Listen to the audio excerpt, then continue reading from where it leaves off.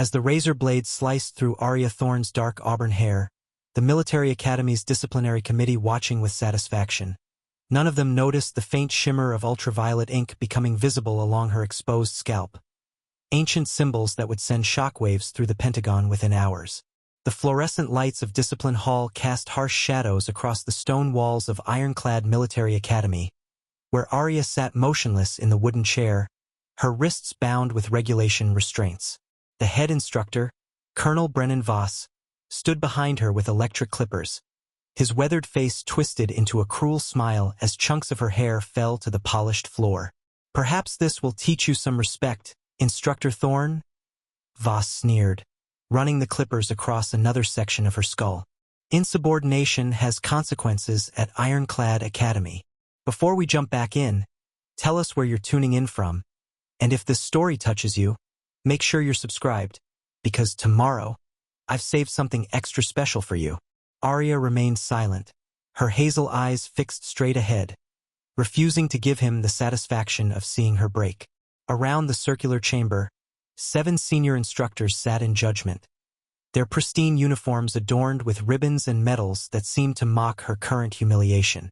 She had served at this prestigious academy for 3 years, teaching tactical strategy to the military's brightest cadets, and yet they still treated her like an unwelcome outsider.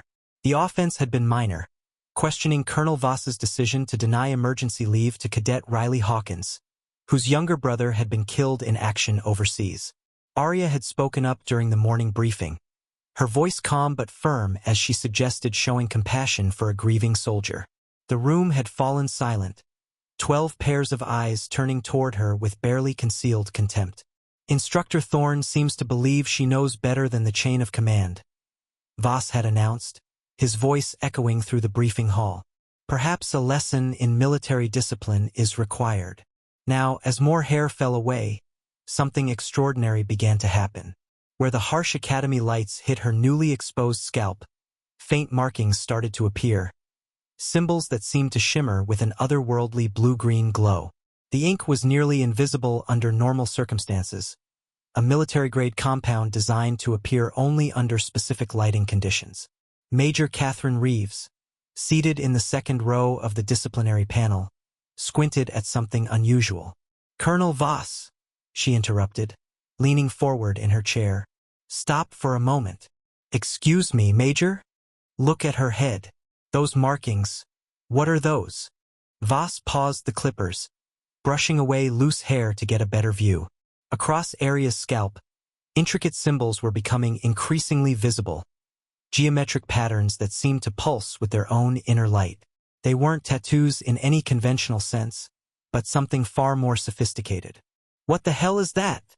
whispered Lieutenant Commander Sarah Cross from the back row. The room fell into stunned silence as more symbols became visible with each pass of the clippers. Ancient-looking glyphs formed geometric patterns across Aria's skull, creating what appeared to be some kind of identification system. In the center, larger than the rest, was a distinctive mark, a stylized phantom or ghost figure surrounded by tactical symbols that none of them recognized. Colonel Voss grabbed a magnifying glass from his desk, examining the markings more closely. His face had gone pale, the cruel satisfaction replaced by something that looked suspiciously like fear. "These aren't normal tattoos," he muttered. "This ink, it's military grade, classified level." Aria finally spoke, her voice steady despite her restraints. "You should probably stop now, Colonel. What unit uses markings like this?" Major Reeves demanded, standing from her chair. "I've been in the military for 20 years, and I've never seen identification ink this sophisticated." The other instructors began murmuring among themselves, their earlier confidence evaporating as they realized they might have made a catastrophic mistake.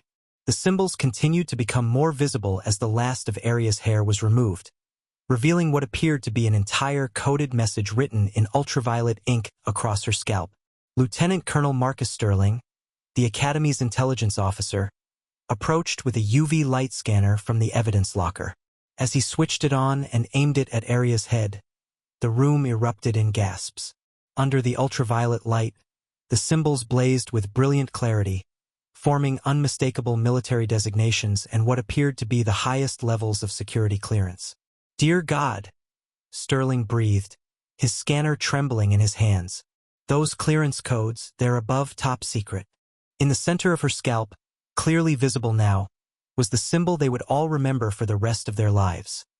A phantom figure surrounded by tactical markers, with a designation that made several of the instructors step backward in shock. "Phantom," Major Reeves read aloud, her voice barely above a whisper. "The call sign is Phantom." Colonel Voss's hands were shaking as he set down the clippers. Throughout his 30-year military career, he had heard whispers of operatives who carried identification so classified that their very existence was denied by official channels. Soldiers whose missions were so sensitive that they operated beyond the reach of conventional military hierarchy. Aria turned her head slightly, fixing Colonel Voss with a look that seemed to see straight through his soul. "You might want to make some phone calls, Colonel. There are people who will be very interested to know that you've compromised a classified operative's identity." The disciplinary committee that had gathered to humiliate a supposedly insubordinate instructor now found themselves staring at evidence that the quiet woman they had dismissed and mocked might be someone far more dangerous than any of them had imagined. The symbols on her head told a story of missions that didn't officially exist, of operations carried out in shadows so deep that even veteran military officers had never heard of them. As the reality of their situation began to sink in, every person in that room realized the same terrifying truth. They had just revealed the identity of someone who was supposed to remain invisible forever. And somewhere in the Pentagon, phones were about to start ringing. Aria Thorne had always been the kind of person others forgot immediately after meeting her. At 31 years old, she possessed an unremarkable appearance that seemed designed for invisibility, average height, plain features, and a tendency to dress in muted colors that helped her blend into any crowd. Her colleagues at Ironclad Military Academy knew her as the quiet tactical strategy instructor who kept to herself, arrived early, left promptly at 5, and never caused trouble. For 3 years, she had taught advanced combat strategy to the Academy's elite cadets, those destined to become the military's next generation of leaders. Her classes were methodical and thorough, covering everything from battlefield logistics to psychological warfare, but she delivered the material with such understated competence that students often underestimated the depth of her knowledge. Professor Thorne's classes are solid, but boring, Cadet James Morrison had written in his evaluation last semester. She knows the textbook stuff but lacks real-world experience. Feels like she's never actually been in combat. The irony of that assessment would have been laughable if Aria had allowed herself to find humor in such things. Instead, she had filed the evaluation away with all the others, dozens of reviews that painted her as competent but uninspiring, knowledgeable but theoretical, professional but forgettable. Her fellow instructors treated her with polite indifference.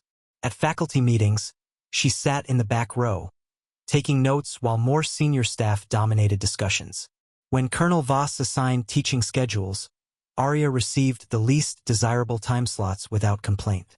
During social gatherings at the officers' club, she nursed a single drink in the corner, while others regaled each other with war stories and career achievements. Thorne's reliable, Major Catherine Reeves had mentioned to a colleague once, "But she doesn't have the leadership presence we need in our senior instructors. Too passive. Never speaks up when it matters." The truth was that Aria spoke very little about anything personal. Her colleagues knew she lived alone in a small apartment off base, drove a modest sedan, and had no visible social life. She never mentioned family, never spoke of previous military postings, and deflected any questions about her background with vague references to desk jobs and administrative work. When pressed for details about her military service, Aria would smile politely and change the subject. Her personnel file listed her as having served 6 years in support roles before transitioning to education. A deliberately bland summary that satisfied curiosity without revealing anything meaningful. During tactical simulations, however, observant cadets occasionally noticed something unusual about their quiet instructor. While other faculty members consulted manuals and charts, Aria would study the scenarios with an intensity that seemed to pierce through the exercise to identify weaknesses that others missed entirely. She sees things differently, Cadet Riley Hawkins had mentioned to his roommate after a particularly challenging war game. Like she's looking at the simulation from angles the rest of us can't even imagine. But when you ask her about it, she just says it's basic tactical analysis. Aria's apartment reflected the same careful anonymity as her professional life. The walls were bare except for a single landscape painting of mountains she'd never visited. Her bookshelf contained standard military texts and generic fiction novels. The refrigerator held simple meals for one, and her closet contained identical outfits in navy, gray, and black. But in the bedroom, hidden behind a false panel that would have impressed professional carpenters, lay a collection that would have shocked anyone who discovered it. Military medals from operations that didn't officially exist, photographs of her with individuals whose faces were classified, and documentation bearing seals that most military personnel would never encounter in their entire careers. Every morning, Aria would shower carefully, using special soap designed to keep the ultraviolet ink in her scalp from showing under normal lighting conditions. She would style her hair to ensure complete coverage of the markings, apply makeup to her temples where some symbols extended slightly beyond her hairline, and transform herself into the unremarkable instructor that Ironclad Academy expected. The routine had become second nature over 3 years of careful anonymity. Wake at 0500, physical training in her apartment to maintain operational readiness, preparation rituals to maintain her cover identity, and then 8 hours of pretending to be someone far less capable than she actually was. Her teaching style reflected this deliberate mediocrity. While Aria could have revolutionized tactical education at the academy, sharing insights gained through operations that redefined modern warfare, she instead stuck to approved curricula and standard methodologies. She watched promising cadets struggle with concepts she could have explained in minutes, but intervention would have raised questions about how a support role veteran possessed such advanced knowledge. The hardest part wasn't maintaining the deception. It was watching incompetent leadership make decisions that endangered people under their command.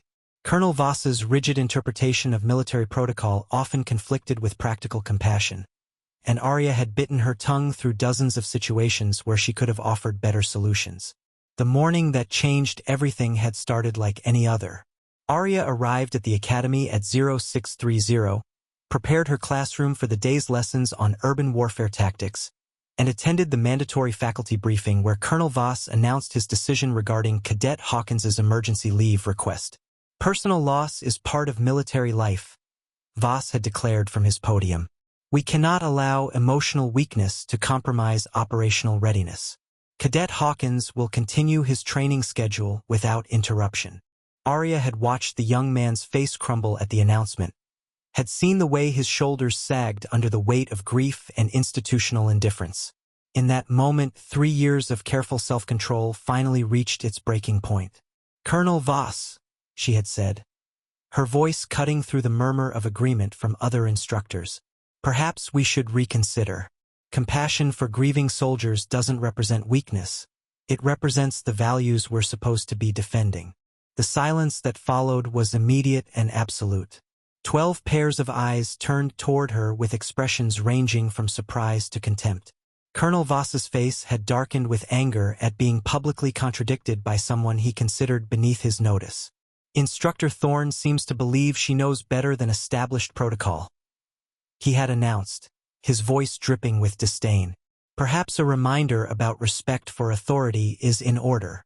Now, sitting in the disciplinary chamber with her hair scattered across the floor and ancient symbols blazing across her exposed scalp, Aria realized that her 3 years of invisibility were about to come to an explosive end. The emergency sirens at Ironclad Military Academy began wailing at exactly 1,347 hours, their piercing wail echoing across the sprawling campus as cadets scrambled to emergency positions. What had started as a routine disciplinary hearing was rapidly spiraling into a crisis that threatened to expose secrets buried so deep that entire government departments had been created specifically to keep them hidden. Lieutenant Colonel Marcus Sterling stood frozen in the disciplinary chamber, his UV scanner still aimed at Aria's revealed markings, when his secure communication device began buzzing with an urgency he'd never experienced in 23 years of military service. The device, reserved for only the highest levels of classified communication, was receiving an automated alert that made his blood run cold. "Sir," he whispered to Colonel Voss, his voice barely audible above the continuing sirens. "We have a problem. A very big problem." The symbols on Aria's scalp were triggering automated responses from security systems that Sterling didn't even know existed. Each geometric pattern, each ancient-looking glyph, was apparently connected to databases so classified that his security clearance, which he had believed to be among the highest at the Academy, was insufficient to access them. Major Catherine Reeves grabbed her own communication device as it began receiving priority messages from military intelligence networks across 3 different command structures. "What's happening?" she demanded, reading alerts that made no sense to her. "Why is this triggering responses from Special Operations Command, Defense Intelligence Agency, and—" She paused, her face going pale. "Departments I've never heard of?" Colonel Voss backed away from Aria as if she had suddenly become radioactive. The cruel satisfaction he'd felt while cutting her hair was now replaced by a growing terror that his career, and possibly his freedom, was about to be destroyed by his own actions. "Sterling, get me Director Morrison at the Pentagon. Now." "Sir, I don't think Director Morrison has clearance for this," Sterling replied, studying the cascading alerts on his device. "These signals are going to levels above anyone we've ever dealt with." Aria remained silent in her chair, still restrained but no longer struggling. Her expression had shifted from passive resistance to something that resembled pity for the people around her. She understood exactly what was happening, had known it would happen the moment Colonel Voss decided to cut her hair, but had been powerless to prevent the revelation without breaking cover entirely.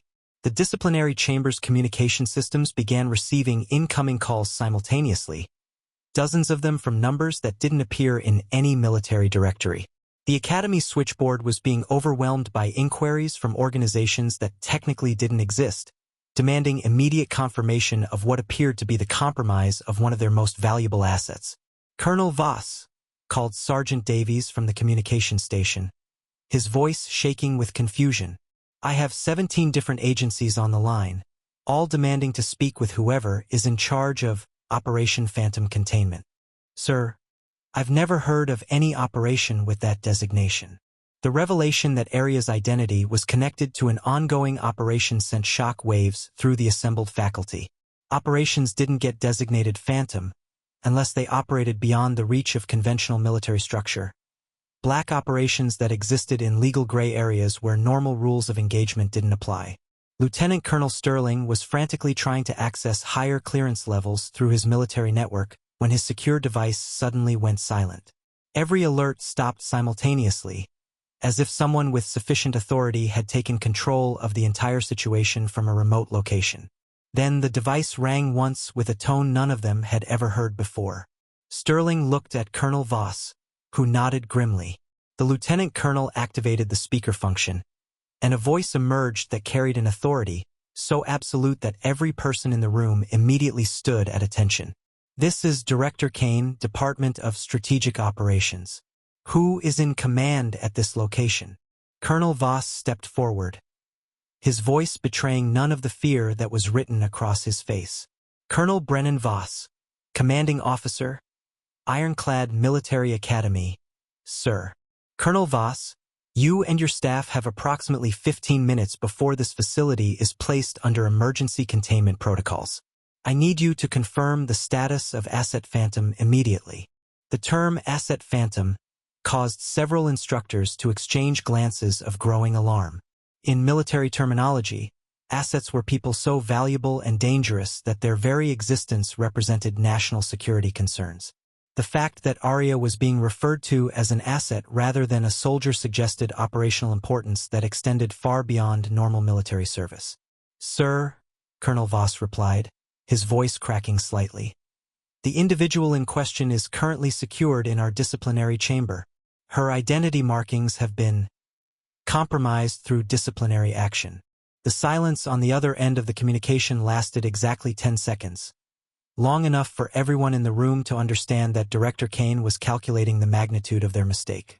"Colonel, are you telling me that you have exposed the identity of a level black operative during a disciplinary proceeding?" Level black. Major Reeves felt her knees weaken at the classification. Level black operatives were legends whispered about in intelligence circles. individuals who carried out missions so sensitive that their existence was denied by multiple governments simultaneously. They were ghosts who operated in the spaces between nations, in conflicts that never appeared in history books, handling threats that couldn't be acknowledged publicly. Sir, we were unaware of any special classification. Instructor Thorne's personnel file lists her as former support staff transitioning to education. There was no indication of. Colonel Voss, Director Kane's voice cut through his explanation with surgical precision. You have just compromised an operative whose missions have prevented 17 international incidents over the past 3 years. Asset Phantom has been operating under deep cover at your facility while monitoring potential security threats in your cadet population. The revelation struck the room like a physical blow. Aria hadn't been hiding from her past. She had been actively working, using her position at the academy to identify cadets who might be susceptible to foreign recruitment or who possess skills valuable to enemy intelligence services. Sterling studied his readout more carefully, noticing details he'd missed in his initial panic. Sir, the markings indicate mission completion dates extending up to last month. She's been operational this entire time. Correct. And now, thanks to Colonel Voss's decision to humiliate someone he didn't bother to properly investigate, every cadet who has attended Asset Phantom's classes for the past 3 years will need to be debriefed and potentially relocated. The scope of the crisis was becoming clear to everyone in the chamber. If Aria had been monitoring cadets for security threats while maintaining her cover as a mundane instructor, her exposure didn't just compromise her. It potentially compromised every operation she had been involved with, every piece of intelligence she had gathered, and every cadet whose activities she had been tracking. Colonel Voss was beginning to understand that his career wasn't just over. It was about to be retroactively erased. Sir, what are our orders? Maintain current containment. Do not discuss this incident with anyone. Do not leave the chamber. Do not make any additional phone calls. Asset Phantom is to remain exactly where she is until extraction teams arrive. Major Reeves looked at Aria with new understanding. The quiet instructor who had sat in the back of faculty meetings, who had never spoken about her past, who had seemed so ordinary that she was practically invisible. This woman was one of the most dangerous people any of them would ever encounter. As the communication ended and emergency protocols sealed the academy's entrances, they began to realize that their attempted humiliation of an insubordinate instructor had accidentally revealed someone whose true identity was so classified that knowledge of it would change their lives forever.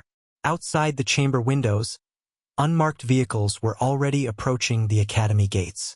The moment Director Kane's communication ended, something fundamental shifted in Aria Thorne's demeanor that sent chills through every person in the disciplinary chamber. The passive, defeated instructor who had endured their mockery and humiliation was gone, replaced by someone whose very presence seemed to alter the atmosphere in the room. Her restraints, which had held her securely throughout the haircutting ordeal, suddenly seemed inadequate as she shifted position with fluid precision that suggested extensive combat training. The way she turned her head to survey the room wasn't the nervous glance of a disciplined employee. It was the calculated assessment of a predator evaluating potential threats. You can remove these now, Aria said quietly, indicating her wrist restraints with a tone that carried absolute authority despite her compromised position. It wasn't a request. It was an instruction delivered by someone accustomed to immediate compliance. Colonel Voss hesitated, his hands trembling slightly as he reached for the restraint keys. The woman before him no longer seemed like the meek instructor he had tormented for 3 years. Every movement she made, every glance, every subtle shift in posture radiated a competence so profound that he began questioning everything he thought he knew about human capability. As the restraints clicked open, Aria flexed her fingers with movements that seemed almost ritualistic. Lieutenant Colonel Sterling noticed that even this simple action was performed with military precision.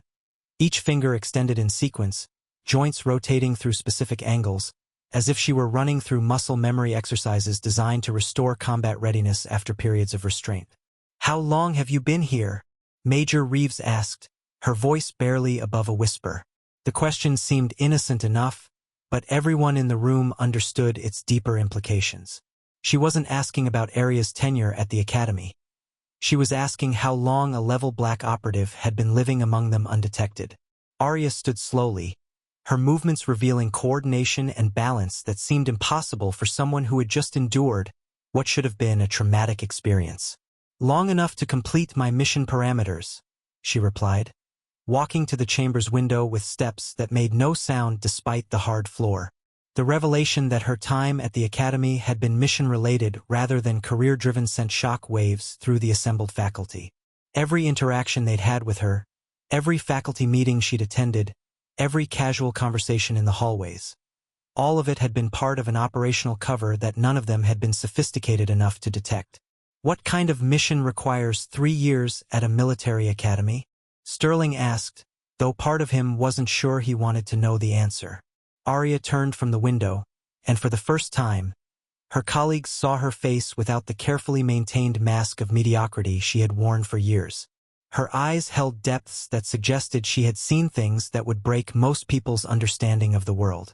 When she smiled, an expression they had rarely witnessed during her time as their colleague, it carried an edge that made several instructors unconsciously step backward. "Cadet Morrison," she said, referencing the student who had written that she lacked real-world experience. "Brilliant tactical mind, but he's been receiving money from foreign contacts through a cryptocurrency account he thinks is untraceable. Cadet Williams has been photographing classified training materials and transmitting them to handlers who believe they're recruiting him for industrial espionage. Cadet Zhang has been developing relationships with specific female cadets whose fathers hold sensitive positions in defense contracting." The specificity of her knowledge struck everyone simultaneously. These weren't casual observations. They were the results of sophisticated intelligence gathering that had been ongoing throughout her entire tenure at the academy. "You've been watching our students," Colonel Voss said, his voice filled with a mixture of awe and horror. "I've been protecting your students," Aria corrected, her tone suggesting that the distinction was crucial, "and protecting the classified information they have access to, and protecting the military installations they'll be assigned to after graduation, and protecting the soldiers who will serve under their command." Major Reeves was beginning to understand the scope of what they had stumbled into. "How many of our cadets are compromised?" 17 showed indicators of potential foreign recruitment. 8 were actively being targeted by hostile intelligence services. 3 had already been successfully turned and were providing classified information to enemy contacts. Aria's recitation was delivered with the clinical precision of someone reading from an operational report. The numbers represented a security nightmare that none of them had suspected. Ironclad Military Academy prided itself on producing the military's future leaders, but Aria's revelations suggested that a significant percentage of their cadets were either compromised or actively working against American interests. "Why didn't you report this through proper channels?" Sterling demanded. Aria's expression shifted to something that might have been amusement if it hadn't been so cold. "Report it to whom?" "Colonel Voss, who makes his personnel decisions based on personal politics rather than security considerations. Major Reeves, whose background check missed her brother's gambling debts to foreign bookmakers.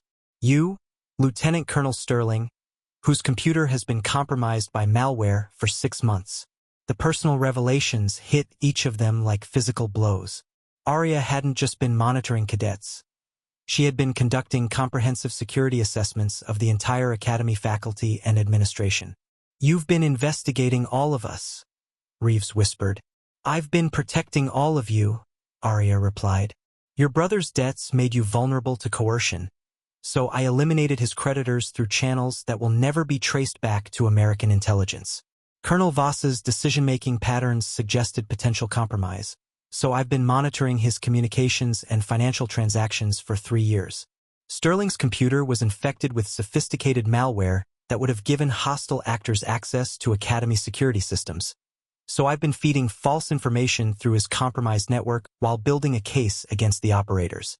The revelation that she had been actively intervening to protect them while maintaining her cover as an unremarkable instructor demonstrated operational capabilities that defied their understanding of what individual agents could accomplish. "How is that possible?" Colonel Voss asked. "You're one person.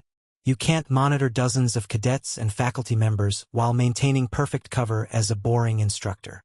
For the first time since her restraints had been removed, Aria's expression showed something that resembled her former teaching persona. "Colonel, you spent 3 years believing that I lacked real-world experience because my classes followed standard curricula. Did you ever wonder why my students consistently scored higher on tactical assessments than cadets taught by instructors with extensive combat experience?" The question forced them to confront something they had all noticed but never investigated.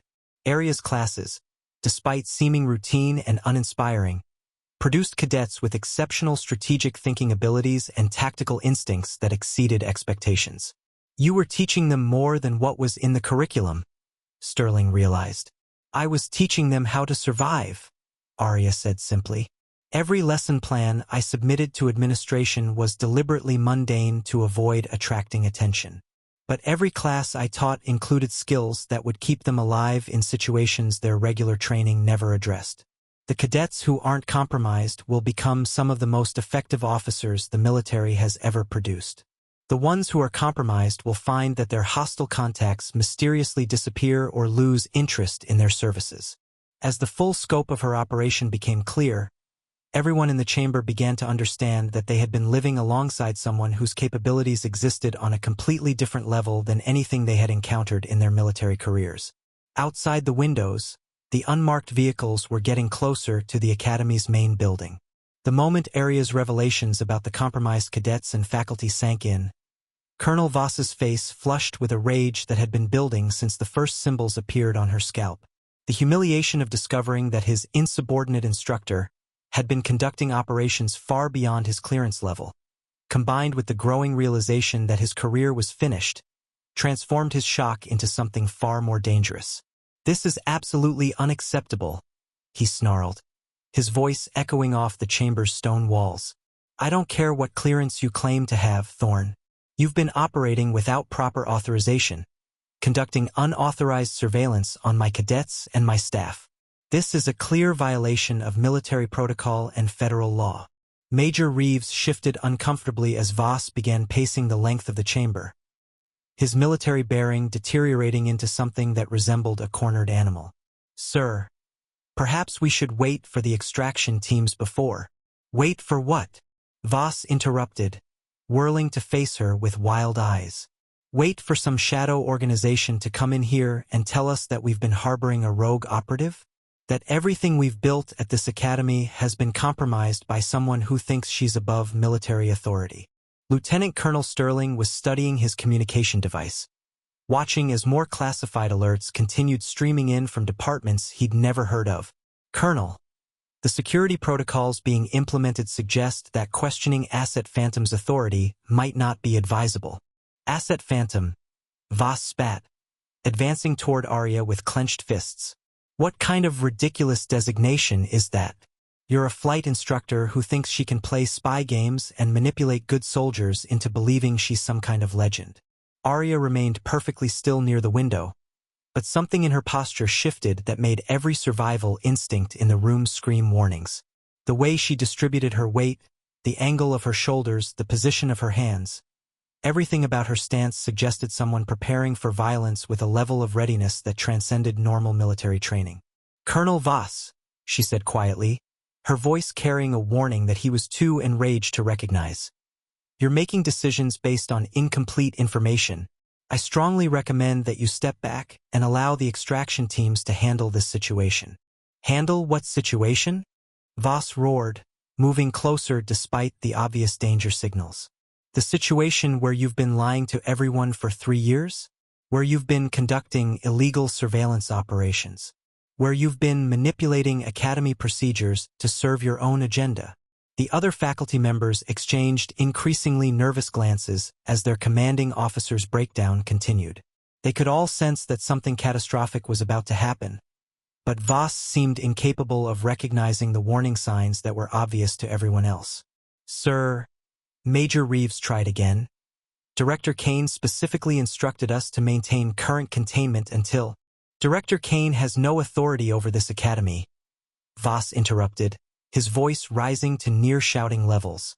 "I am the commanding officer here, and I will not be intimidated by some bureaucrat who claims jurisdiction over my personnel."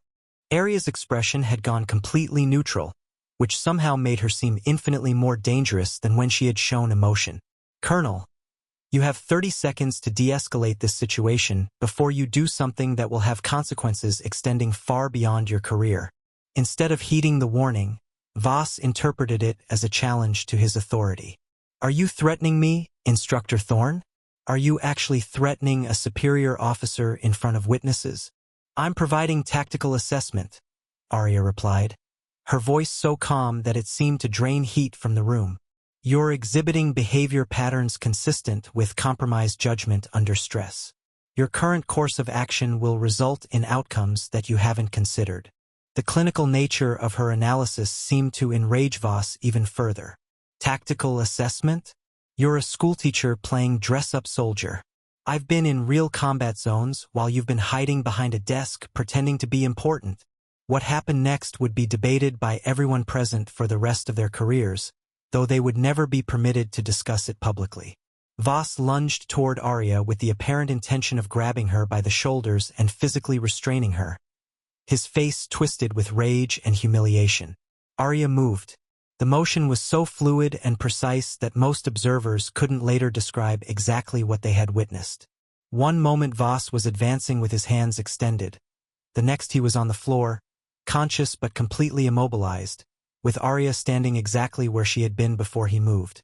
What? Sterling started to ask, but his voice died as he realized that Aria hadn't just defended herself. She had neutralized a potential threat with techniques that suggested training far beyond anything available to normal military personnel. Pressure points, Aria explained calmly, as if she had just demonstrated a routine classroom exercise. Non-lethal but completely effective. Colonel Voss will recover full mobility in approximately 20 minutes, assuming his cardiovascular system can handle the stress. Major Reeves knelt beside her commanding officer, checking his vital signs with shaking hands. He's breathing normally, but he can't move anything below his neck. Temporary paralysis, Aria confirmed. A technique designed to neutralize hostile individuals without causing permanent damage. Part of the standard skill set for operatives who need to maintain civilian covers. The casual way she discussed what had just happened, as if temporarily paralyzing a superior officer was a normal response to workplace conflict, demonstrated the vast gulf between her capabilities and those of conventional military personnel. You just assaulted a colonel, Lieutenant Commander Cross whispered from her position near the door. In front of 7 witnesses. You realize that's court-martial level offense, regardless of whatever clearance you claim to have. Aria turned to look at her with an expression that held no malice but carried an authority that made Cross unconsciously step backward. Commander, within the parameters of my operational authority, Colonel Voss ceased to be a military superior the moment he attempted to physically assault a level black operative during active containment protocols.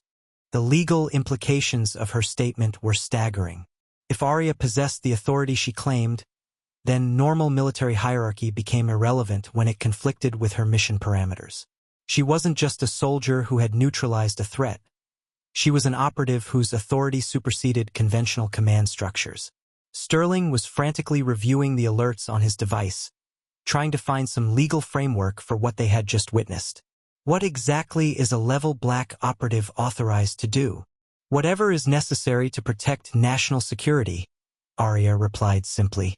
Up to and including the neutralization of threats from within our own military structure. The words hung in the air like a death sentence for everyone who had witnessed Colonel Voss's assault.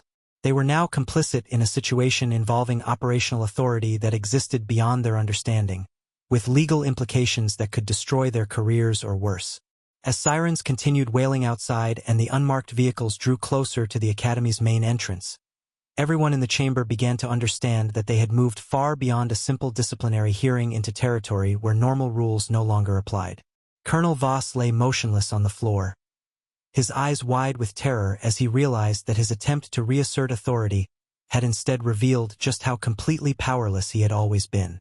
Preparing and narrating this story took us a lot of time, so if you are enjoying it, subscribe to our channel. It means a lot to us. Now back to the story. The heavy steel doors of the disciplinary chamber burst open with a force that rattled the ancient hinges, and 6 figures in black tactical gear swept into the room with movements so synchronized they seemed to share a collective consciousness. Each wore full face coverings and carried equipment that looked decades more advanced than anything the Academy faculty had ever seen. The lead figure raised one hand, and every electronic device in the chamber, communication equipment, emergency lighting, even personal cell phones, went completely silent. The sudden absence of background noise was so complete that the only sounds were the labored breathing of the faculty members and Colonel Voss's shallow gasps from his position on the floor.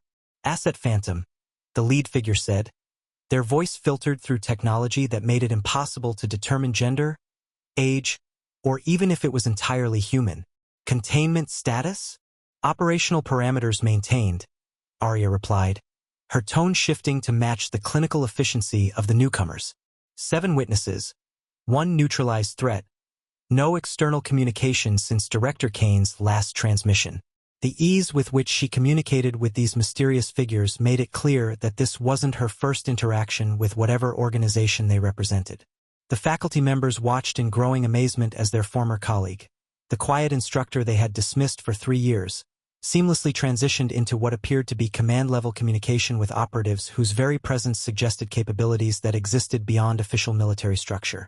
A second figure moved to Colonel Voss, producing a device that resembled a medical scanner but emitted no visible light or sound. After running it over his immobilized form, they looked up at Aria with what might have been approval. "Clean neutralization. Recovery time. 18 minutes remaining," Aria said without checking any timepiece. "No permanent damage, minimal psychological trauma beyond what was necessary for immediate threat cessation." Major Reeves found her voice, though it came out as barely more than a whisper. "Who are you people?" The lead figure turned toward her with a movement so fluid it seemed choreographed. "We are Asset Phantom's extraction and containment team. You are Major Catherine Reeves, security clearance level 7, older brother Marcus Reeves, currently residing in Nevada with recent gambling debt elimination," as Asset Phantom noted. The casual mention of personal details that should have been impossible for strangers to know sent chills through everyone present. These weren't just military personnel with advanced equipment. They were representatives of an intelligence network with access to information that transcended normal government databases. "How do you know about my brother?" Reeves demanded, though her voice carried more fear than authority. "Asset Phantom's operational reports have been comprehensive," the third figure replied, approaching Lieutenant Colonel Sterling with the same scanner that had been used on Colonel Voss. "Lieutenant Colonel Marcus Sterling, compromised computer systems, malware installed 6 months ago. Asset Phantom has been managing information flow to prevent security breaches." Sterling's face went pale as he realized that these operatives possessed detailed knowledge of security compromises he hadn't even been aware of. "The malware was detected and removed 3 weeks ago by our IT department." "The malware you detected was intended to be found," the figure corrected. "Asset Phantom allowed you to discover the obvious intrusion while monitoring the sophisticated backdoor that remains active. Your computer has been serving as a controlled information source for hostile intelligence services, feeding them carefully crafted misinformation that has disrupted 17 separate espionage operations." The revelation that his computer had been turned into a weapon against enemy intelligence services, with his complete ignorance, demonstrated the level of sophistication that Aria had been operating with throughout her tenure at the Academy. She hadn't just been monitoring threats. She had been actively turning Academy security weaknesses into advantages for American intelligence. A fourth team member was photographing the symbols on Aria's scalp with equipment that seemed to record information in spectrums invisible to human eyes. Identity confirmation complete. All markings intact. No additional compromises beyond visual exposure. "Visual exposure assessment?" the lead figure asked. 7 witnesses, all with security clearances sufficient for limited briefing protocols. No external personnel aware of Asset Phantom's identity. Containment remains viable. Major Reeves struggled to process what she was hearing. Limited briefing protocols? What does that mean for us? The lead figure turned back to her with what might have been sympathy if it weren't delivered through electronic voice modification. "It means that your lives are about to change permanently, Major Reeves. Knowledge of Asset Phantom's identity carries security implications that extend beyond normal military classification levels." Lieutenant Commander Cross, who had remained silent since Aria's demonstration of her capabilities, finally found her voice. "Are you saying we can never discuss what we've seen here?" "Commander Cross," the fifth team member said, consulting a device that seemed to contain detailed files on everyone present. "You will be debriefed, reassigned, and provided with cover stories that explain your sudden transfer from Ironclad Academy. Your new positions will be appropriate to your skills, but will place you in locations where your knowledge of Asset Phantom cannot compromise ongoing operations." The casual announcement that their careers and lives were being reorganized by people they had never met sent waves of shock through the assembled faculty.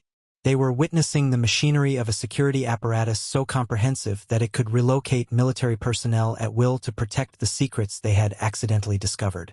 "What about our families?" Sterling asked. "Our existing assignments? Our career progression plans? All considerations have been addressed," the lead figure replied. "Your transfers will appear routine and beneficial. Your families will be relocated to better positions. Your career progressions will be accelerated rather than hindered. The organization that Asset Phantom represents takes care of those who become involved in our operations through circumstances beyond their control."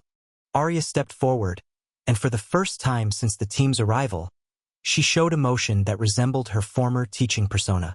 "These people were not willing participants in the compromise of my identity. They should be compensated, not punished." "Asset Phantom," the lead figure said, "your advocacy for civilian personnel has been noted and approved. All witnesses will receive enhancements to their career trajectories as compensation for the inconvenience of relocation and classification protocols." The exchange revealed something important about Aria's character. Even operating at levels of authority that transcended normal military hierarchy, she remained concerned about the welfare of people who had been caught in situations beyond their control. A sixth team member approached Colonel Voss with a device that looked like a combination medical scanner and computer interface. "Subject is recovering motor function. Recommend immediate debriefing and psychological assessment." "Psychological assessment?" Major Reeves asked. Colonel Voss attempted to physically assault a level black operative during containment protocols, the lead figure explained. Such behavior suggests either compromised judgment, hostile intent, or psychological instability requiring professional evaluation. As if summoned by the discussion, Colonel Voss began to regain feeling in his extremities, his fingers twitching as sensation returned. His eyes, however, remained wide with a terror that suggested his understanding of the situation had been permanently altered. "What happens to him?" Sterling asked. Aria looked at her former commanding officer with something that might have been pity. "That depends on whether his actions were the result of stress, poor judgment, or something more serious that requires further investigation." The implication that Colonel Voss might be suspected of deliberate sabotage rather than simple incompetence added another layer of complexity to a situation that had already spiraled far beyond anyone's ability to control. Outside the chamber, more vehicles were arriving, and the sound of additional personnel moving through the Academy's corridors suggested that the operation to contain the security breach involved resources that dwarfed anything the faculty had imagined possible. As Colonel Voss struggled to regain control of his limbs, his eyes darting frantically between Aria and the tactical team surrounding them, Lieutenant Colonel Sterling's secure device suddenly activated with a priority alert that overrode all other communications. The screen displayed a single word that made his blood freeze: "Backtrace." "What's a backtrace protocol?" he whispered to the lead tactical figure, who immediately moved to examine the device. "It means someone with sufficient clearance is accessing Asset Phantom's complete operational history," the figure replied, their electronic voice carrying a note of urgency that hadn't been present before. "All missions, all targets, all intelligence gathered over the past 7 years." Major Reeves watched as additional team members began setting up equipment that looked more like computer terminals than military hardware. 7 years? She's only been here for 3. Asset Phantom's assignment to Ironclad Academy was her 4th deep cover operation, the lead figure explained while coordinating with their team. Prior placements include Department of Defense contractor in Virginia, international consulting firm in Germany, and emergency medical services in Somalia. The casual mention of Somalia sent chills through everyone present. That country had been the site of some of the most dangerous intelligence operations in recent history, conflicts that officially didn't exist but had shaped international politics for decades. Aria moved to one of the newly installed computer terminals with familiarity that suggested she had used this equipment before. Her fingers moved across interfaces that bore no resemblance to standard military technology, accessing systems that displayed information in scripts and symbols that none of the faculty could read. "Operation Desert Mirror," she said quietly, reading from screens that showed satellite imagery and tactical assessments. Somalia, 2019. Extraction of American hostages held by terrorist organization claiming no government affiliation. Images flashed across the screen, aerial photographs of compounds, personnel files with faces blurred beyond recognition, and tactical assessments that documented operations carried out with surgical precision. In several photographs, a figure in medical technician clothing could be seen moving through hostile territory, apparently invisible to the heavily armed guards surrounding captured Americans. "You were the medical technician," Sterling realized, studying the images with growing amazement. "You infiltrated the terrorist compound disguised as emergency medical personnel." "For 8 months," Aria confirmed, pulling up additional files that showed the scope of the operation. The hostage situation was a cover for a larger intelligence gathering mission. The terrorist organization was receiving funding and equipment from sources that trace back to state sponsors, but the connections were too sophisticated for standard intelligence gathering. Major Reeves leaned closer to the screen, studying photographs that showed Aria treating wounded terrorist fighters while somehow maintaining contact with American intelligence services.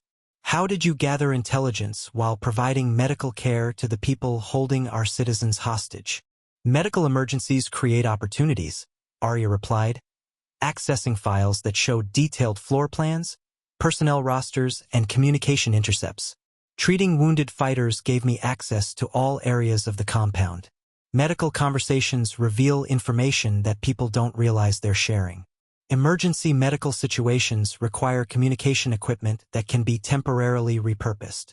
The tactical team leader was coordinating with remote command through encrypted channels that used audio frequencies beyond normal human hearing."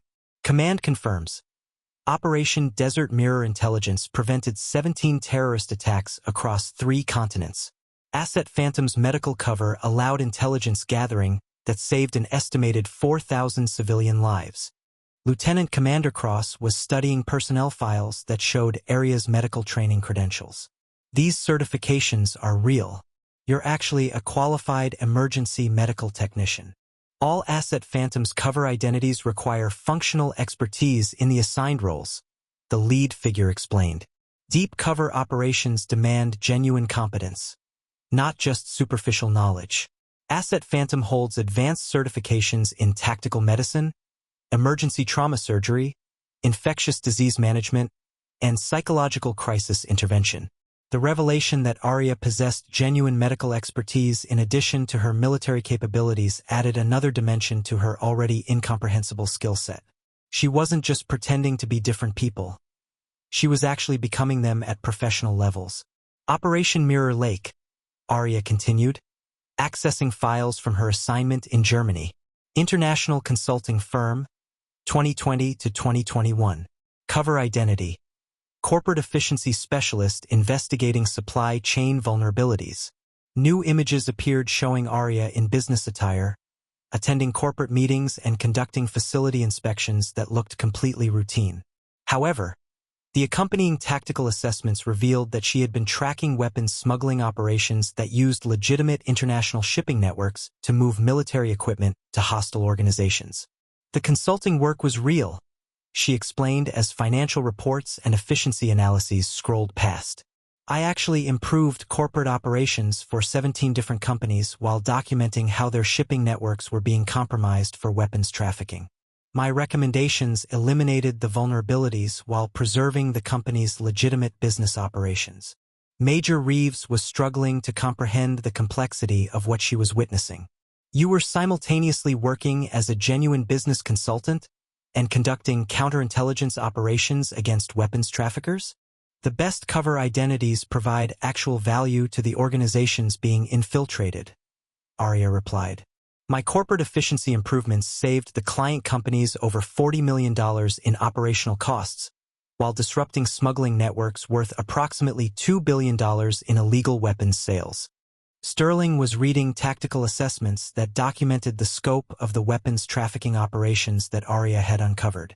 These smuggling networks were supplying terrorist organizations in 7 different countries. Correct. Operation Mirror Lake identified and eliminated supply chains that were providing advanced military equipment to hostile organizations across 3 continents. The corporate consulting cover allowed access to shipping networks that would have been impossible to penetrate through traditional intelligence gathering. Colonel Voss, who had been listening while gradually regaining motor control, finally managed to speak with a voice that shook with terror and awe. How many people are like you? How many operatives are there operating at this level? The tactical team exchanged glances through their face coverings, and the lead figure's electronic voice carried what might have been amusement. That information is classified beyond your current clearance level, Colonel Voss. However, Asset Phantom represents the top 5% of operatives in terms of mission success rate and deep cover effectiveness. The implication that there were other operatives with similar capabilities, and that Aria was among the elite even within that group, suggested an intelligence apparatus far more sophisticated than any of them had imagined possible.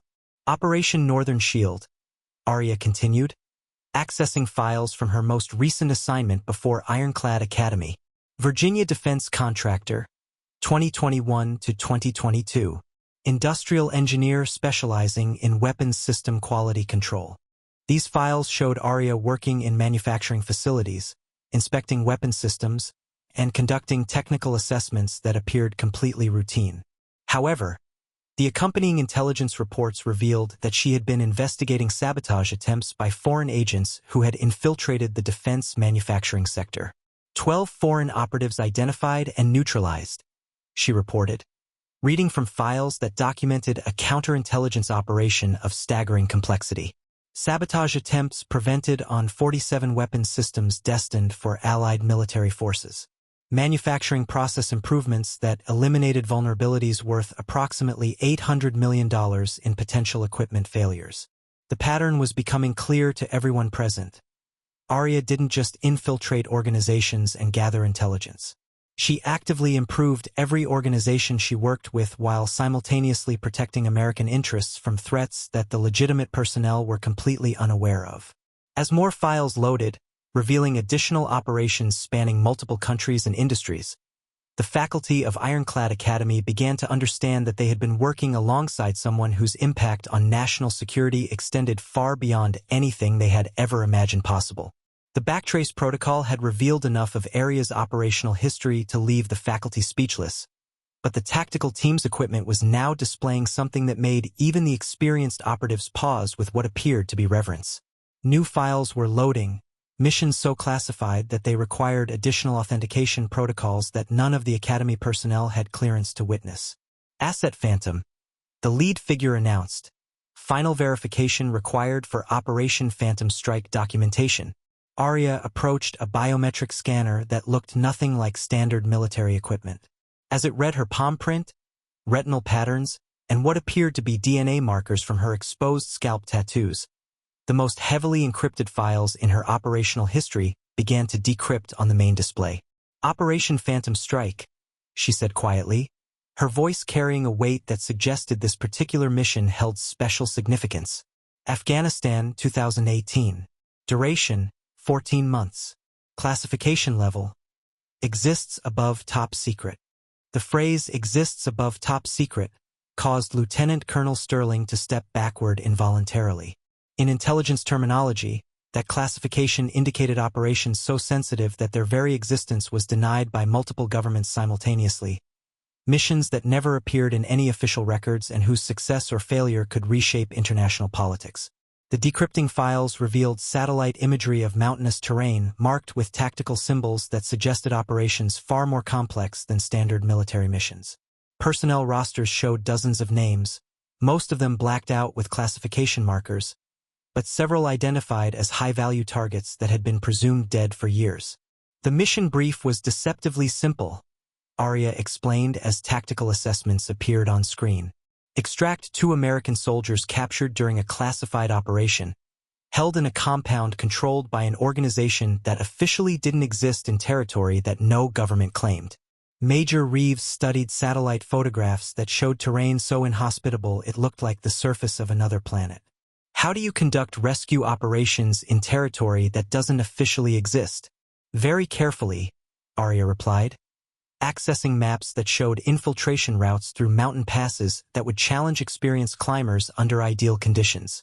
The captured soldiers had been held for 8 months.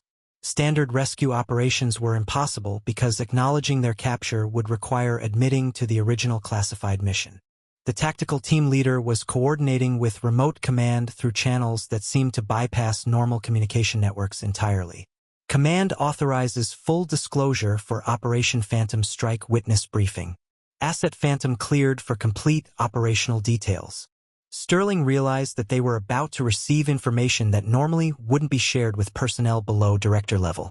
Why are we being given access to details this classified? Because, the lead figure replied, understanding the full scope of Asset Phantom's capabilities is necessary for processing the security implications of today's identity compromise. Aria continued accessing files that documented preparation for what appeared to be an impossible mission. The compound was located in territory controlled by 3 different hostile organizations, none of which could be engaged directly without creating international incidents. Standard military rescue operations would require air support that would violate the airspace of 4 different countries. Images showed aerial reconnaissance photographs of a fortress-like compound built into a mountain face, surrounded by terrain that offered no concealment for approaching forces, and defended by personnel carrying equipment that looked more advanced than standard terrorist armaments. So how did you get them out? Lieutenant Commander Cross asked, though part of her wasn't sure she wanted to know the answer. I went in alone, Aria said simply, calling up files that showed mission preparation requiring skills that seemed to extend beyond human possibility. Cover identity. International Medical Relief Volunteer, responding to reports of a cholera outbreak in the region. The medical relief cover appeared on screen, documentation showing Aria as a volunteer with a legitimate humanitarian organization, carrying medical supplies and credentials that would allow her to operate in territory where military personnel couldn't go. There was no cholera outbreak, Major Reeves realized. There was by the time I arrived, Aria corrected, accessing medical reports that documented a genuine disease outbreak that had begun precisely when her mission required it. Creating legitimate medical emergencies that justify international relief efforts requires extensive coordination with epidemiologists, biochemists, and physicians who specialize in infectious disease management. The implication that Aria had somehow triggered a real cholera outbreak to provide cover for her rescue mission suggested capabilities that extended far beyond traditional military operations. She wasn't just infiltrating hostile territory. She was reshaping entire situations to create the conditions necessary for mission success. Sterling was studying medical documentation that showed dozens of civilians treated for cholera symptoms that appeared to be genuine. You created an actual disease outbreak to justify being in the area? A controlled outbreak with predetermined containment protocols, Aria clarified, pulling up files that showed extensive medical planning. Every civilian who contracted cholera received treatment that not only cured the disease, but provided immunity to several other infectious agents common in the region. The outbreak was real, but it was also therapeutic. The tactical assessments showed her spending 6 weeks treating cholera patients while conducting reconnaissance on the compound holding the captured Americans. Her medical work had been genuine, saving lives and improving health conditions for an entire village, while simultaneously gathering intelligence that would have been impossible to obtain through traditional methods. How did treating cholera patients give you intelligence about a terrorist compound? Cross asked.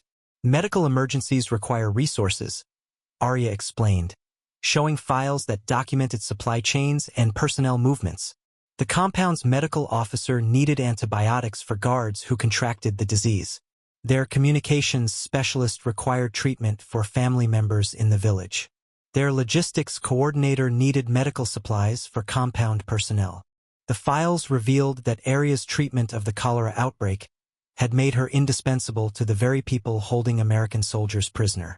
Her medical expertise had given her access to the compound's personnel, communication systems, and supply networks. You turned yourself into someone they needed. Reeves understood. Essential personnel receive access that hostile individuals don't, Aria confirmed, showing compound floor plans that had been mapped during her medical visits. After 3 weeks of treating their personnel and family members, I was being invited to stay in the compound during severe weather. After 6 weeks, I had access to every area except the holding cells. The tactical planning files showed how she had used her medical access to prepare the rescue operation. Emergency medical equipment had concealed communication devices. Medical supplies had been modified to include tactical resources. Her medical bag had contained enough specialized equipment to support a military operation while maintaining its appearance as humanitarian supplies. On extraction night, Aria continued, calling up real-time operational footage that had apparently been recorded through hidden cameras. The compound's medical officer requested emergency assistance with a complicated surgery on their communications coordinator. The footage showed her performing what appeared to be legitimate emergency surgery while her patient was unconscious. However, enhanced analysis revealed that she had used the surgical access to implant tracking devices, disable security systems, and reprogram communication networks. The surgery was successful, she reported as the files showed the patient recovering fully. And during the 8 hours required for the operation, the compound's entire security network was compromised. The captured soldiers were extracted through medical emergency protocols, and replacement assets were positioned to continue intelligence gathering. Colonel Voss, who had been listening in growing amazement as his motor functions returned, finally managed to speak. You rescued American soldiers by performing surgery on the enemy communications officer? The surgery saved his life, Aria replied matter-of-factly. The rescue of American personnel was accomplished through medical emergency procedures that appeared entirely routine to compound security. The communications officer recovered completely and continued his duties, unaware that his communication networks had been compromised. The success of Operation Phantom Strike wasn't just measured in rescued soldiers. The compromised communication networks had provided intelligence that prevented dozens of terrorist attacks and led to the neutralization of hostile operatives across 3 continents. As the full scope of her Afghanistan operation became clear, everyone in the chamber began to understand that they were witnessing documentation of capabilities that redefined their understanding of what individual operatives could accomplish under impossible circumstances. The completion of Operation Phantom Strike's file review triggered immediate responses from intelligence networks spanning multiple continents.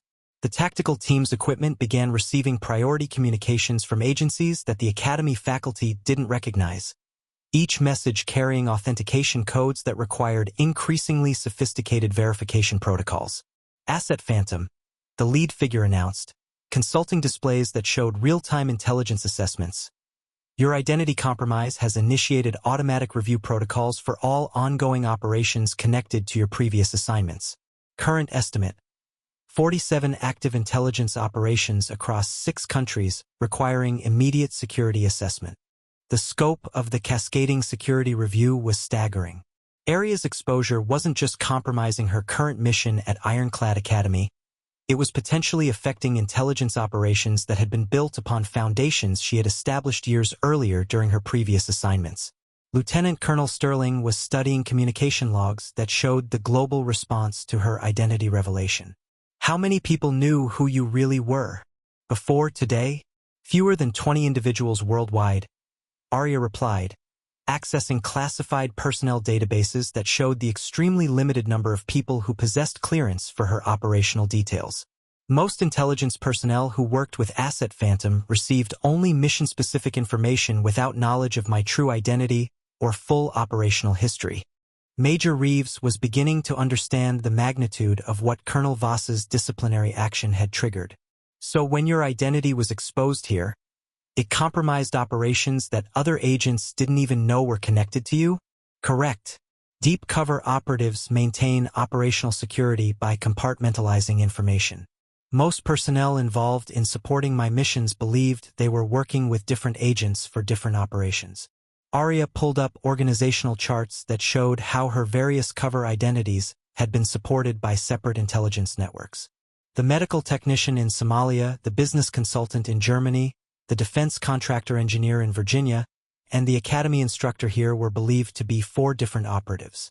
The tactical team leader was coordinating emergency protocols through encrypted channels that seemed to operate on frequencies beyond normal spectrum ranges.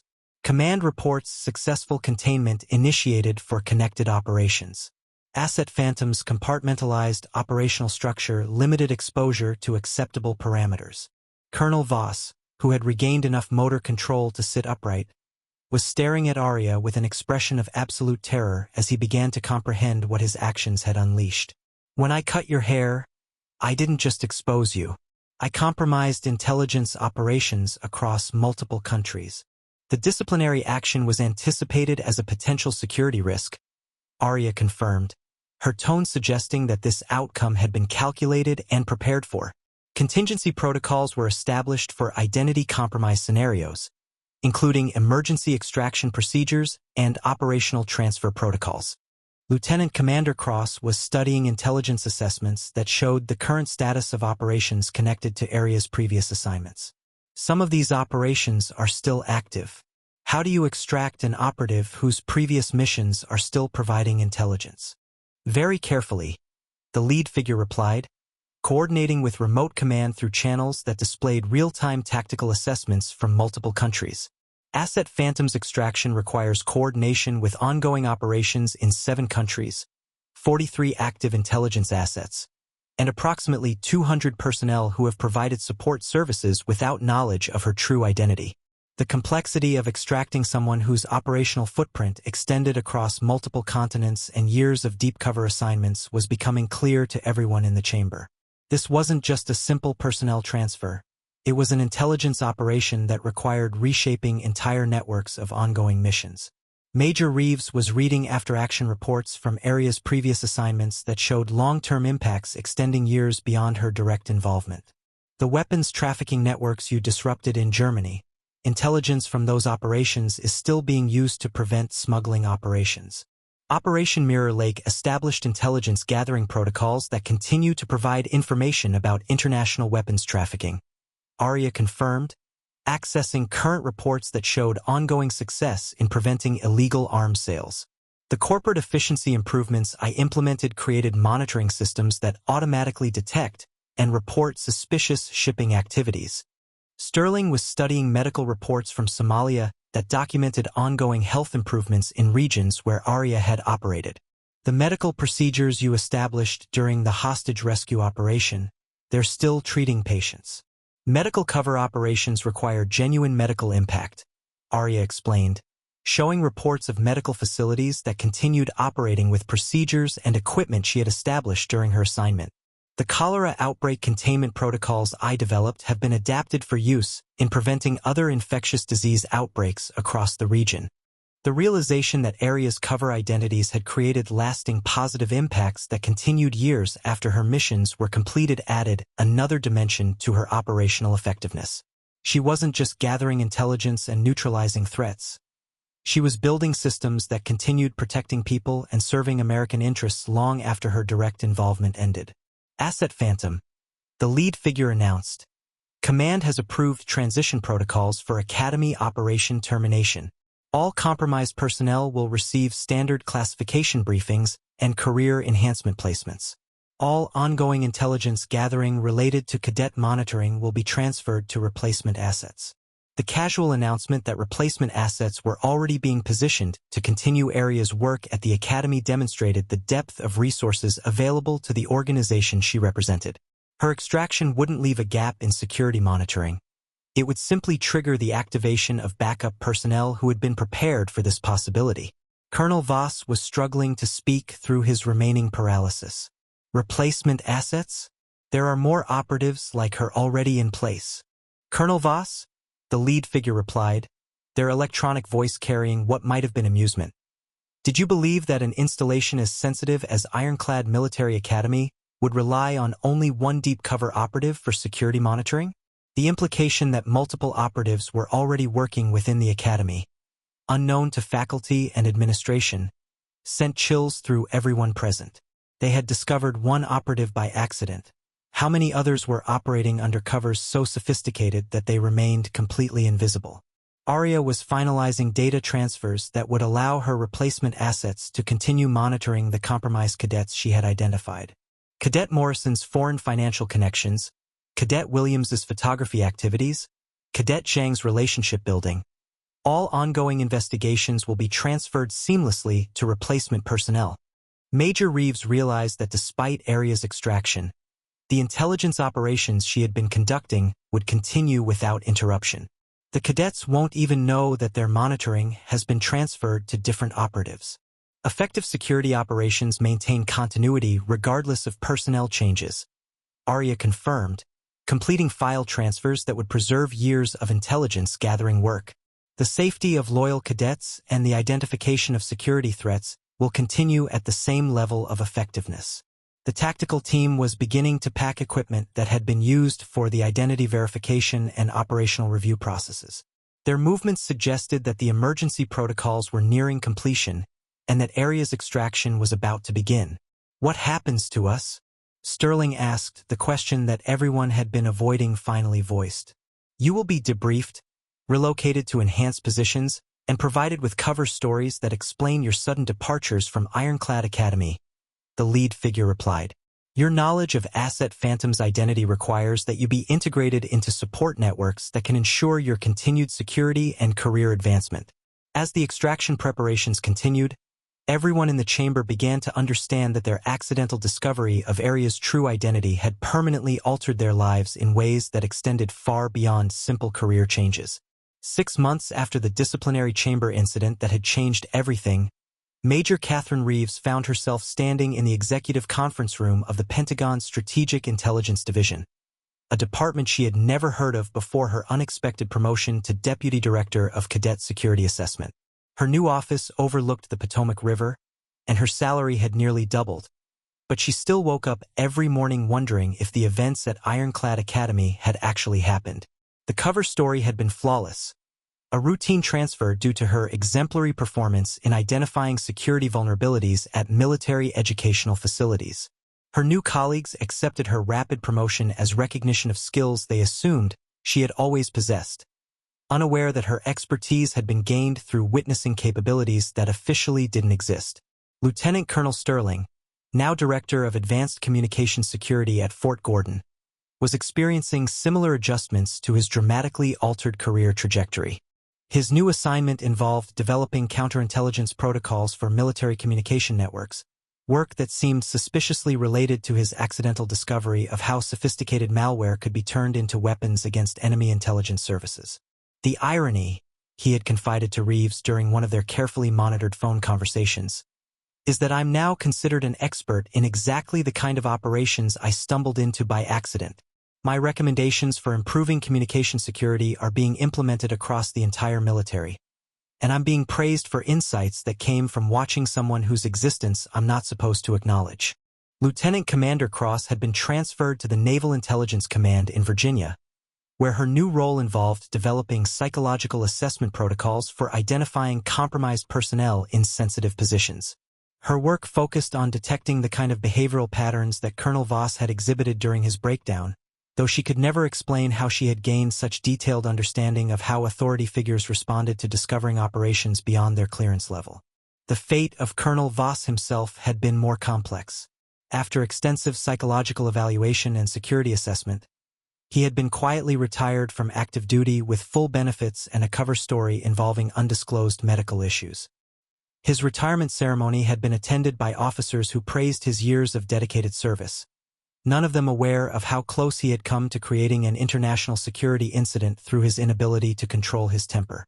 Voss now worked as a civilian contractor conducting routine administrative reviews for military supply operations, work that kept him busy and productive while ensuring he would never again be in a position where his psychological limitations could compromise classified operations. His new employers believed they were hiring an experienced former colonel. They had no idea they were providing a comfortable retirement position for someone who needed to be kept occupied and observed for the rest of his career.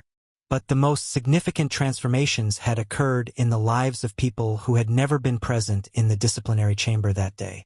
The cadets whom Aria had identified as security risks found themselves experiencing subtle but dramatic changes in their circumstances that effectively neutralized their value to hostile intelligence services. Cadet Morrison, whose foreign financial connections had made him vulnerable to recruitment by enemy agents, discovered that his mysterious cryptocurrency accounts had been emptied by what appeared to be sophisticated hackers. The theft had been reported to authorities, investigated thoroughly, and ultimately dismissed as the work of criminal organizations targeting military personnel. Morrison never learned that his financial vulnerability had been eliminated to protect him from becoming an unwitting asset for foreign intelligence services. Cadet Williams, who had been photographing classified materials for what he believed was industrial espionage, found that his contact network had mysteriously disappeared. The individuals who had been paying him for military information simply stopped responding to his communications, and his attempts to reach them through various channels yielded only disconnected phone numbers and abandoned email addresses. Eventually, he convinced himself that the entire operation had been an elaborate scam and focused his attention on legitimate academic pursuits. Cadet Zhang, whose relationship-building activities had been targeting daughters of defense contractors, experienced a series of social situations that naturally redirected his romantic interests toward individuals with no connections to sensitive government work. His new relationships developed organically, but careful observers might have noticed that the women who attracted his attention all happened to be associated with humanitarian organizations or educational institutions rather than defense-related industries. The brilliance of these interventions was that none of the affected cadets realized their circumstances had been deliberately altered. They experienced their changed situations as natural consequences of their own decisions and random chance, never suspecting that they had been carefully guided away from activities that would have compromised both their own futures and national security interests. Meanwhile, the replacement assets who had taken over Aria's monitoring responsibilities at Ironclad Academy continued their work with efficiency that matched her own standards. The new staff members integrated so seamlessly into academy operations that faculty and students accepted their presence without question, unaware that they were working alongside operatives whose capabilities rivaled those of the legendary asset Phantom. Dr. Sarah Chun, the new literature professor who had arrived just weeks after Aria's departure, seemed unremarkably qualified and appropriately boring.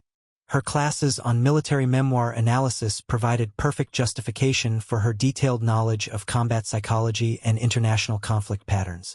Students found her lectures informative but unexciting, never suspecting that their mild-mannered instructor possessed language skills that allowed her to monitor communication intercepts in 17 different languages. Sergeant Major James Morrison, the new tactical training coordinator, brought impressive credentials from special operations units and quickly earned respect for his practical approach to combat preparation. His training exercises were notably realistic and effective, though cadets didn't realize that his scenarios were based on real intelligence about current threats that their future deployments might encounter. The Academy's new medical officer, Dr. Rachel Torres, had arrived with stellar recommendations and immediately improved the efficiency of the facility's health services. Her medical procedures seemed routine to patients and staff, but her examinations included assessment protocols that could identify signs of psychological manipulation, substance dependency, or other vulnerabilities that might make personnel susceptible to hostile recruitment. These replacement operatives worked with coordination that would have impressed even Aria, sharing information through channels that appeared to be routine administrative communication while actually maintaining comprehensive security monitoring that exceeded the level of surveillance that had existed during her tenure. The success of the transition demonstrated the sophistication of the intelligence apparatus that supported operatives like Aria. Her extraction hadn't created a security gap. It had simply revealed the depth of resources that had been protecting American interests through methods that remained invisible to the people being protected. As Major Reeves reviewed security reports from her new position, she occasionally encountered intelligence assessments that seemed suspiciously comprehensive and insightful. The data quality suggested sources with access that conventional intelligence gathering couldn't explain, and she found herself wondering if the information was being provided by operatives whose existence she would never be permitted to acknowledge. The realization that she was now part of a system that supported capabilities like those she had witnessed in Aria was both humbling and terrifying. Her enhanced career position wasn't just compensation for her accidental involvement in classified operations. It was integration into networks that protected secrets far beyond anything she had previously imagined. 2 years had passed since the day that Aria Thorne's hidden identity was revealed in a military academy disciplinary chamber, and the ripples from that single moment of exposure continued to reshape lives and operations across multiple continents. But perhaps the most profound transformation had occurred in someone who had never been present in that stone-walled room at all. Cadet Riley Hawkins, the young soldier whose request for emergency leave had triggered the confrontation that exposed Asset Phantom, was now Lieutenant Hawkins, serving with the 82nd Airborne Division in a forward operating base in Eastern Europe. His deployment had been routine until the morning he received orders for a classified briefing that would change his understanding of service forever. "Lieutenant Hawkins," the intelligence officer began, consulting files marked with security classifications higher than anything the young officer had previously encountered. "Your presence has been requested for a special consultation regarding tactical assessment procedures." The briefing room contained equipment that looked decades more advanced than standard military technology, and the personnel conducting the session carried themselves with the same quiet competence that Hawkins had noticed in one particular instructor during his final year at Ironclad Academy. "Sir," he said carefully, "may I ask why my input is being sought for tactical assessment consultation?" The lead intelligence officer, whose face was concealed behind sophisticated visual distortion technology, activated displays that showed satellite imagery of terrain that Hawkins didn't recognize. "Lieutenant, your service record indicates exceptional performance in combat assessment and strategic thinking. Your instructors noted unusual aptitude for identifying threats that others missed." As tactical scenarios appeared on the display screens, Hawkins began to understand that he was being evaluated for something far beyond routine military service. The problems presented required analytical skills that seemed to extend beyond anything covered in standard military training, yet somehow he found himself able to identify patterns and solutions that impressed the evaluators. "How did you develop these analytical capabilities?" one of the officers asked after Hawkins had successfully assessed a complex tactical situation that had stumped other personnel. "I had an instructor at the academy who taught us to see beyond the obvious parameters of any situation," Hawkins replied, thinking of the quiet woman whose calm advocacy had inadvertently triggered the events that changed everything. She emphasized that effective tactical thinking required understanding all the variables that others might overlook. The evaluators exchanged glances that suggested his response had significance beyond what he understood. "Can you describe this instructor's teaching methodology?" Hawkins found himself recalling lessons that had seemed routine at the time but now appeared far more sophisticated than standard curricula. "Professor Thorne taught us that every tactical situation contained multiple layers of information. She would present scenarios that looked straightforward, then demonstrate how changing perspectives revealed completely different threat assessments and solution sets." What Hawkins didn't know was that his exceptional performance was the result of training he had received from one of the most skilled operatives in American intelligence history. Aria's classroom instruction had been deliberately designed to develop analytical capabilities that would serve her students throughout their careers, even though they would never understand the true source of their enhanced skills. "Lieutenant," the lead evaluator said, "we're prepared to offer you an opportunity for advanced training in tactical intelligence assessment. The program requires a 10-year commitment and involves assignments that may not appear in any official records." The offer represented integration into the same intelligence networks that had supported operatives like Asset Phantom. Hawkins was being invited to join an organization whose existence depended on people who could operate beyond conventional military structure while maintaining the values that defined legitimate service. Meanwhile, thousands of miles away in a small medical clinic in Romania, Dr. Elena Vasquez was treating patients who had no idea that their unremarkable physician was one of the most accomplished intelligence operatives in the world. Aria had been assigned to a new deep cover operation that allowed her to use her genuine medical skills while monitoring international criminal organizations that trafficked in both people and weapons. Her work at the clinic was legitimate and valuable. She saved lives daily and had significantly improved health care services in an underserved region. But her medical practice also provided perfect cover for intelligence gathering activities that disrupted criminal networks operating across Eastern Europe.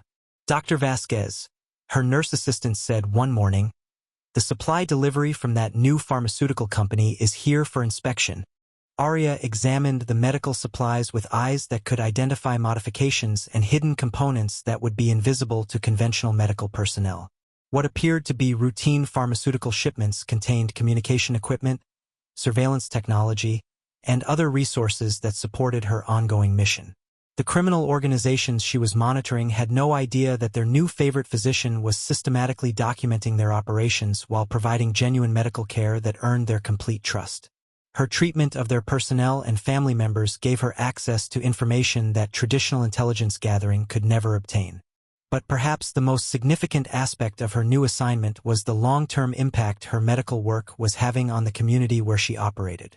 The health improvements she was implementing would continue benefiting people for decades after her eventual extraction, just as her work in Somalia, Germany, Virginia, and at Ironclad Academy continued producing positive results years later. Back in the United States, the students who had learned from Asset Phantom without knowing her true identity were beginning their own careers in military service. They carried with them analytical skills, ethical frameworks, and tactical thinking capabilities that would make them exceptional officers throughout their careers. Lieutenant Sarah Martinez, who had taken Aria's advanced tactical strategy course during her final semester at the academy, was now serving as an intelligence analyst in the Pacific Fleet. Her superior officers consistently praised her ability to identify patterns and threats that other analysts missed, though she credited her success to lessons learned from an instructor whose name she could barely remember. Captain David Reynolds, who had struggled with tactical assessments until taking Professor Thorne's class, was now leading missions that required exactly the kind of multi-layered thinking she had taught him. His soldiers trusted his leadership because of decision-making skills that seemed to anticipate problems before they developed into crises. Major Jennifer Walsh, who had been inspired by Aria's emphasis on protecting people rather than simply completing missions, was developing training programs that emphasized the human cost of military decisions. Her work was improving how the entire military approached civilian protection in conflict zones. These officers had no idea that their exceptional capabilities were the result of training they had received from someone whose existence they weren't supposed to know about. They experienced their enhanced skills as natural personal development, never suspecting that their quiet academy instructor had been one of the most accomplished operatives in intelligence history. The true legacy of Asset Phantom wasn't measured in the missions she had completed or the threats she had neutralized. Her greatest achievement was the hundreds of people whose lives she had improved while maintaining covers that made her invisible to everyone around her. In Romania, Dr. Vasquez continued treating patients while protecting them from criminal organizations they didn't know were targeting them. In America, former students led military units with wisdom that would save countless lives. Around the world, systems she had established continued operating to protect innocent people from threats they would never know existed. The quiet instructor who had been humiliated in a disciplinary chamber had transformed her moment of exposure into a legacy of service that would extend far beyond anything that could be measured or recognized officially. She had proven that true heroism doesn't require acknowledgement. It only requires the willingness to protect others while remaining invisible. And somewhere in classified files that would never be declassified, Asset Phantom's operational record continued growing as she served in ways that ensured her greatest victories would always remain secret. Because the best guardians are the ones who are never seen, never thanked, and never remembered by the people whose lives they save. Up next, you've got 2 more standout stories right on your screen. If this one hit the mark, you won't want to pass these up. Just click and check them out.